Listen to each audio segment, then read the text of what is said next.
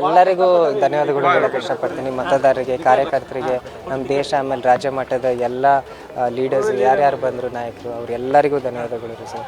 ಆಮೇಲೆ ಮುಖ್ಯವಾಗಿ ಇದು ನನ್ನ ಗೆಲುವಿಗಿಂತ ನಮ್ಮ ಕಾರ್ಯಕರ್ತರು ಗೆಲುವು ಸರ್. ಯಾಕಂದರೆ ನಾವು ಇಷ್ಟು ಆಗ್ತಿದ್ವಿ ಅವ್ರು ನಮ್ಗಿಂತ ಜಾಸ್ತಿನೇ ಆಗ್ತಿದ್ರಿ. ಮುಖ್ಯವಾಗಿ ಜನಸಂಪರ್ಕ ಸರ್. ಯಾಕಂದರೆ ನೀವು ನೋಡಿದ್ರಿ, ನೀವು ಅದು ಜನದ ಪಲ್ಸ್ ನೋಡೋಕ್ಕೆ ಅಂತೆಲ್ಲ ನ್ಯೂಸ್ನಲ್ಲಿ ಹೇಳ್ತಿರಲ್ರಿ.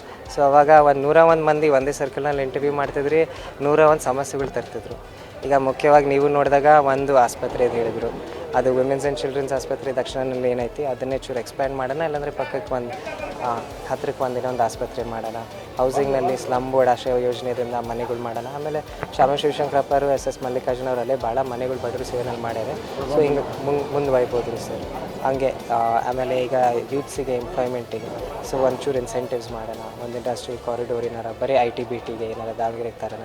ಆಮೇಲೆ ನಮ್ಮದು ಹಳೆ ಬಜೆಟ್ನಲ್ಲಿರೋ policy changes, industrial policy changes ಬೆಂಗಳೂರಿಂದ ಟೈರ್ 2, ಟೈರ್ 3 ಸಿಟೀಸಿಗೆ ಕಂಪ್ನೀಸಿಗೆ ಮೂವ್ ಮಾಡೋಕ್ಕೆ ಭಾಳ ಇನ್ಸೆಂಟಿವ್ಸ್ ಕೊಟ್ಟಿದ್ರು ಸರ್. ಸೊ ಈಗ ಅವ್ರನ್ನ ಅಟ್ರ್ಯಾಕ್ಟ್ ಮಾಡೋದಷ್ಟೇ ಐತಿ, ಇನ್ನೊಂಚೂರು ಏನೋ ಇನ್ಸೆಂಟಿವ್ ಕೊಡೋದೈತಿ. ಸೊ ಅದು ಮಾಡೋಣ ಸರ್. ನಾವು ಆಸ್ಪತ್ರೆಯಲ್ಲೇ ಕೆಲಸ ಮಾಡೋದು, ನಾವು ಭಾಳ ಚೆನ್ನಾಗಿ ಗೊತ್ತು ನಮಗೆ ಪಲ್ಸ್ ಓದೋದು. ಭಾಳ ಧನ್ಯವಾದಗಳು ಸರ್. ಯಾಕಂದರೆ ಇದು ಎಲೆಕ್ಷನ್ನು ನಾವು ಇದು ಫಸ್ಟ್ ಟೈಮ್ ಕಂಟೆಸ್ಟ್ ಮಾಡೋದು. ಆಮೇಲೆ ಎಲ್ಲರ ಆಶೀರ್ವಾದ ಪಡ್ಕೊಂಡು ಭಾಳ ಸಂತೋಷ.